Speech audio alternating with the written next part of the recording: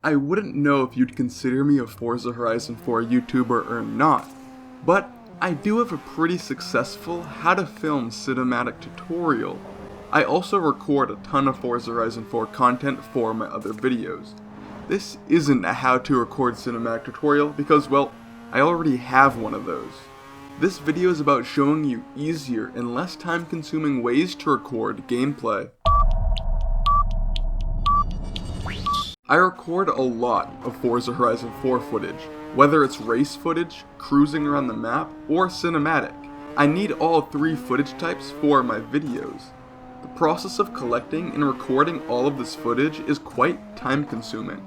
Over the last year and a half or so, since my how to record cinematic gameplay tutorial, I have learned so much more and I've become so much better at recording cinematics. More importantly, I have learned how to record cinematics relatively quickly. Here are my tips and tricks to record some fast cinematic shots. There are two methods, one for stationary shots and the other for moving shots. If you want your shots to show off some sort of vehicle that is stationary, simply go to any of your player houses.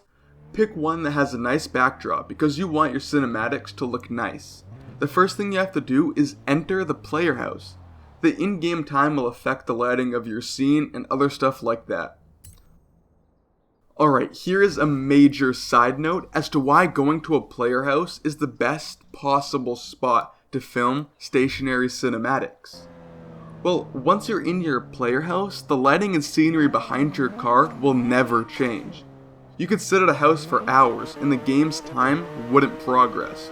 For some weird reason, time in-game doesn't progress when you're in a house, but once you leave, the free roam world isn't the same as when you left it. So say you enter your house in the morning. Your house's background will stay the same for an infinite amount of time, but whenever you decide to leave your house, the free roam world could for instance be at night instead of morning as when you left it. Okay, end of the side note. Once inside the player house, you would think that the smart thing to do would be to enter Forza Vista and begin taking some shots over there. Well, even though that would work, the fastest and easiest way to record stationary cinematic gameplay is to actually do nothing. You heard me right. Just remain on the player house menu screen, turn on your recording software, and then simply wait 30 seconds or so. Doing this will automatically remove the player house menu, and the game will automatically start to take cinematic shots of your car. This saves me so much time and effort when I make a YouTube video, it's kind of crazy. Also, the black cinematic lines that you see in movies will also appear on your recording so you don't have to edit them in. Now, let's move to method 2, when the vehicle is actually moving. For these shots, I find that it's best to create a blueprint race event. This is because you can control the weather, the time, and the season in order to get the moving shot that you want. Though it might take some time to create a blueprint event, it'll be well worth it because there is likely a chance that you'll come back to the blueprint and use it again to record some more cinematic gameplay.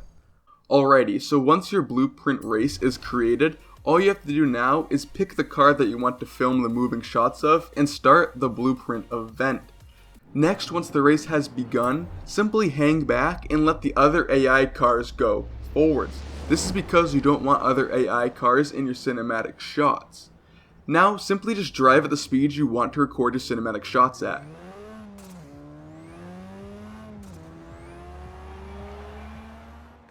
The last thing you have to do is finish the race. It's that simple. At the end of the race, you'll see the leaderboard menu, and on this page you'll see a button, and that button says Watch Replay. Click Watch Replay, and the game will replay your race footage. The footage will play at real time, so unfortunately you can't speed up the time. You can use RT and LT on your controller to pause, resume, or rewind the race to get to your perfect area that you want to shoot. Now on the prompted menu, click on the camera angle that you want. I prefer the angles in cameras at the end where the camera actually moves side to side and all over the place.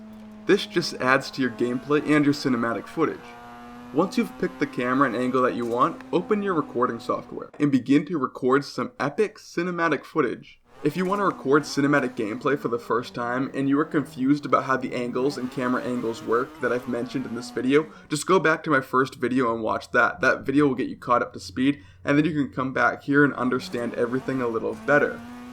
So, with that being said, that is the end of the video. Thank you all so much for watching, and please subscribe because I have a goal of 1,000 subscribers by the end of the year.